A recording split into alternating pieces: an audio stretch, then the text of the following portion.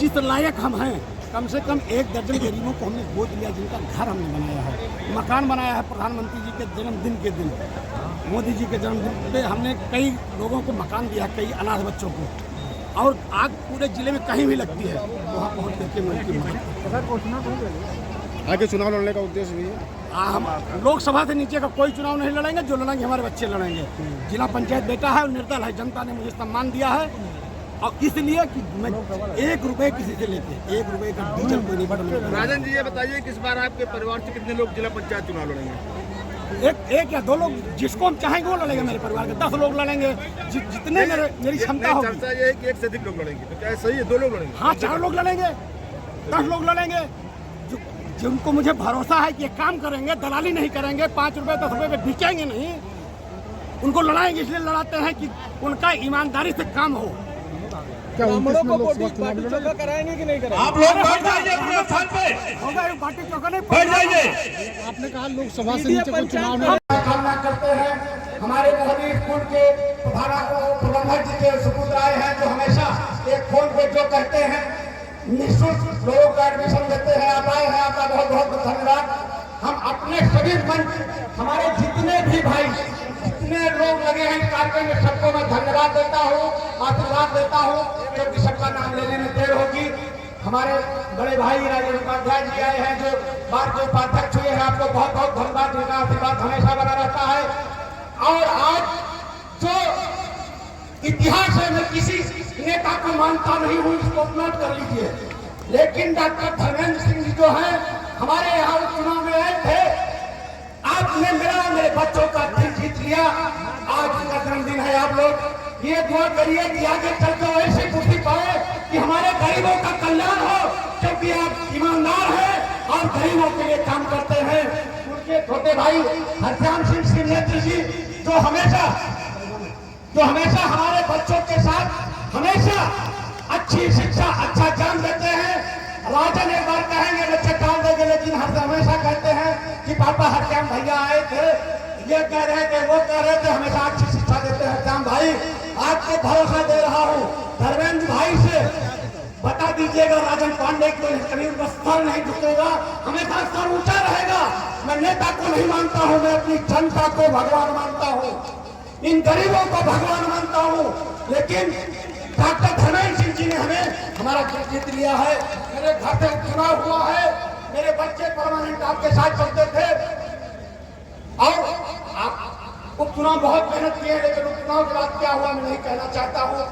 मुझे तोहफा मिला है, उसको हरश्याम भाई जानते हैं, उसको मैं नहीं कहना चाहता हूँ।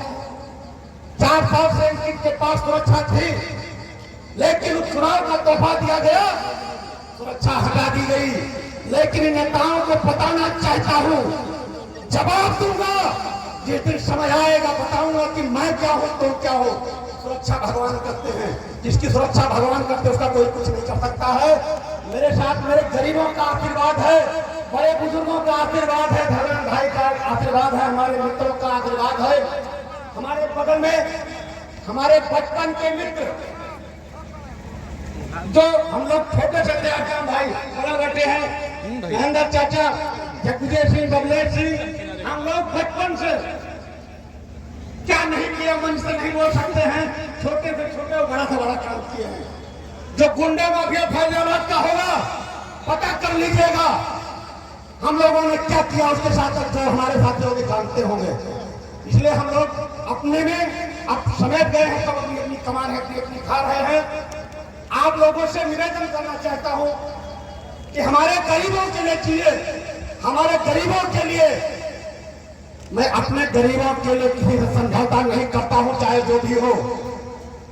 आज मेरा गरीब मेरे लिए भगवान है, मेरे लिए ये नेता नहीं, सांसद विधायक मेरे लिए कुछ नहीं है, मेरे लिए भगवान ये है। आशीर्वाद देते हैं, इनके लिए थोड़ा कपड़ा मेरे लिए मरने कटने को तैयार रहती है। आप लोग निश्चित रहिए, आपके मान सम्मान स्वाभिमान के लिए मुझे अपनी जिंदगी की आहुति देनी पड़ेगी, दे दूंगा, लेकिन आपके सम्मान को घटने नहीं दूंगा, भरोसा रखिएगा आप लोग। आज मुझे कष्ट इस बात का होता है, मेरा गरीब मेरे घर में जाता है, मेरी थाली में खाता है, तो लोग थाली में रख कर देते हैं। ऐसा क्यों? यही गरीब खेतों में कमाता है तो छूट नहीं होती है।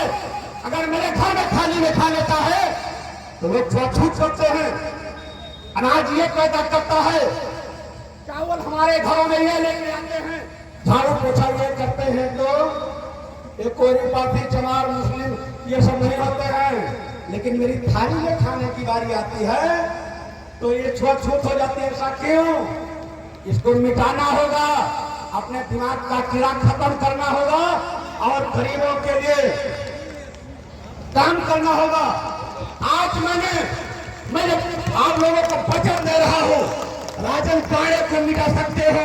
फैजाबाद में राजन पांडे ने हर घर से राजन पांडे पैदा कर दिया है। कितने राजन पांडे मिटाओगे?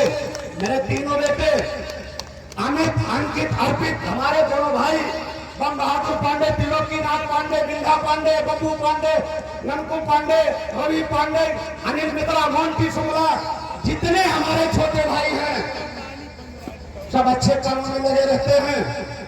मैं उनको एक लाइन की बात बताना चाहता हूं।